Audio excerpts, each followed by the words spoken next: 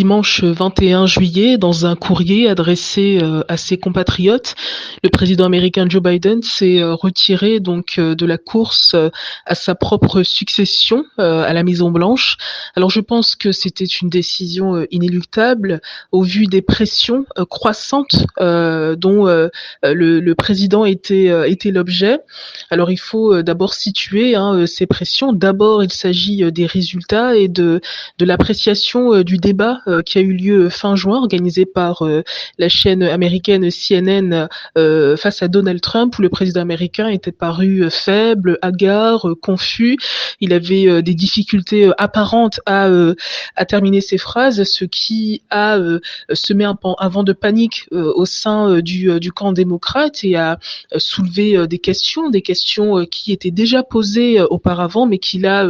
sont apparues vraiment criardes sur ses capacités cognitives et de là donc sur sa capacité à diriger la première puissance quand même mondiale. Donc il y a eu d'abord ce débat qui a été vraiment l'élément déclencheur de la crise et de cette séquence de pression sur le président Biden. Ensuite, il y a eu, il faut le rappeler, un certain nombre de caciques du Parti démocrate. Vous avez eu notamment le chef de la majorité démocrate au Sénat, Chuck Schumer, qui s'est déclaré candidat lui-même à l'investiture démocrate lors de la convention donc, qui aura lieu le 19 août prochain. Vous avez également Nancy Pelosi, qui est l'ancienne chef, elle, de la majorité démocrate au niveau de la Chambre des représentants. Et puis récemment encore, il y a l'ancien président Barack Obama qui a estimé publiquement, après avoir dans un premier temps soutenu Joe Biden, après sa performance assez déplorable lors du débat encore une fois face à Donald Trump, il l'a soutenu dans un premier temps et puis récemment il s'est désolidarisé de son ancien vice-président en disant que il était plus sage que Joe Biden se retire là aussi de la course à la Maison Blanche. Donc vous avez cet amoncellement d'événements, sans parler du poids important des donateurs représentés par quelqu'un comme l'acteur George Clooney qui représente Hollywood, qui est un levier important de levée de fonds pour le Parti démocrate. Donc vous avez là que quelque part la maison prenait l'eau de partout pour Joe Biden. Et puis enfin, pour ne rien arranger, il a été contrôlé positif au Covid-19 et puis placé en quarantaine. Tout ça, vraiment, c'est une séquence terrible pour le président américain. Ça dessine vraiment l'image d'un président faible, d'un président qui n'est pas en capacité réellement de mener à bien la vision qu'il a pour le pays. Donc, vous avez encore une fois, tous ces éléments-là qui ont contribué fortement à infléchir la position de Joe Biden, qui voulait en dépit de toutes ces pressions dans un premier temps, absolument rester et convaincre avant tout sa famille politique qu'il avait les ambitions, qu'il avait les moyens, qu'il avait les épaules, encore une fois, pour les porter et battre Donald Trump en novembre prochain. Mais de toute évidence, il s'est rendu compte que en tout cas à l'évidence, que cela serait difficile du point de vue, encore une fois, des Américains qui, dans les sondages aussi, ont montré le peu de confiance qu'ils accordaient, encore une fois, au président américain, au vu, encore une fois, de son âge et des déboires, des difficultés cognitives qu'il a pu montrer.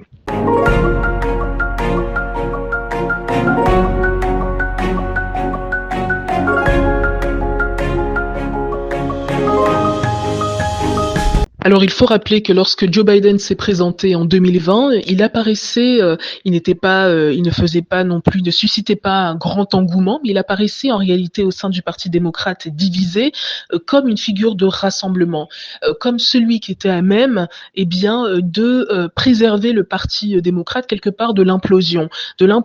entre une aile plutôt centriste, représentée par quelqu'un comme Nancy Pelosi, et puis une aile de gauche qui est, elle, représentée par des figures montantes du parti démocrate, telles que Alexandra Ocasio-Cortez, qui fait partie du groupe du Squad, qui sont eh bien ces élus femmes à la Chambre des représentants, qui ont comme ça le vent en poupe et qui se sont illustrées comme étant quelque part les premières opposantes à Donald Trump au cours de son premier mandat, en tout cas s'il venait à être réélu. Donc vous avez comme ça, et puis par quelqu'un comme Bernie Sanders également, donc vous avez comme ça une espèce d'étirement, d'écartellement du parti démocrate, une ligne de fracture à la fois idéologique mais également générationnelle, il fallait préserver donc cette famille politique de l'implosion, et Joe Biden apparaissait comme quelque part le plus petit dénominateur commun, celui à même eh bien de préserver la cohésion du parti. Alors c'est pour ça que eh bien il y a 4 ans eh bien les membres de cette famille politique se sont rassemblés derrière lui eh bien pour porter les couleurs du Parti démocrate à l'élection présidentielle, mais il avait également fait la promesse de, en réalité, ne briguer un seul mandat et de préparer sa vice-présidente Kamala Harris à gouverner par la suite, à prendre sa suite. Mais au cours de sa présidence, les choses ont changé. Le président américain eh bien, a voulu s'installer et a voulu eh bien, continuer, a estimé qu'il avait les capacités, l'envie eh bien, de continuer et qu'il maîtrisait les dossiers importants. Il faut dire qu'aujourd'hui, en ce qui concerne la guerre en Ukraine, en ce qui concerne eh bien, le soutien budgétaire massif que les États-Unis accordent eh bien, à Kiev, en ce qui concerne également la guerre à Gaza entre le Hamas et puis Israël, vous avez des enjeux géopolitiques colossaux, sans parler également de tout ce qui se passe au Pacifique, la rivalité en mer de Chine méridionale avec la Chine, et c'est ce chapelet d'alliances que les États-Unis construisent eh bien, pour contenir les ambitions chinoises dans le Pacifique. Donc vous avez des enjeux géopolitiques colossaux qui eh bien, ont poussé le président Joe Biden, dans un premier temps, à estimer qu'il était le mieux placé, le mieux équipé eh bien, pour les appréhender et pour défendre en réalité les intérêts de l'Amérique dans cette période extrêmement charnière. Donc, il y a tous ces éléments-là qui l'ont poussé effectivement eh bien, à rester et qui ont quelque part qui ont laissé pousser le Parti démocrate eh bien, à lui permettre dans un premier temps eh bien, de briguer sa propre succession en mettant de côté, en éteignant quelque part les ambitions des jeunes pousses eh bien, du parti, parce que le Parti démocrate a bel et bien, eh bien des talents, il y a des talents dont et on parle beaucoup du gouverneur de Californie Gavin Newsom. Donc il y a effectivement des talents, mais on les a mis de côté, on les a invités, appelés à patienter, à attendre leur tour. Donc peut-être que leur tour est arrivé. Donc là, on verra ce qu'il se dessinera lors de cette convention démocrate le 19 août prochain, où là, en tout cas, les délégués, le parti va officiellement se doter d'un candidat pour affronter Donald Trump, qui a déjà été, lui, investi par son parti là, lors de la convention d'il y a quelques jours, du week-end passé, donc, donc face en vue des élections de novembre prochain.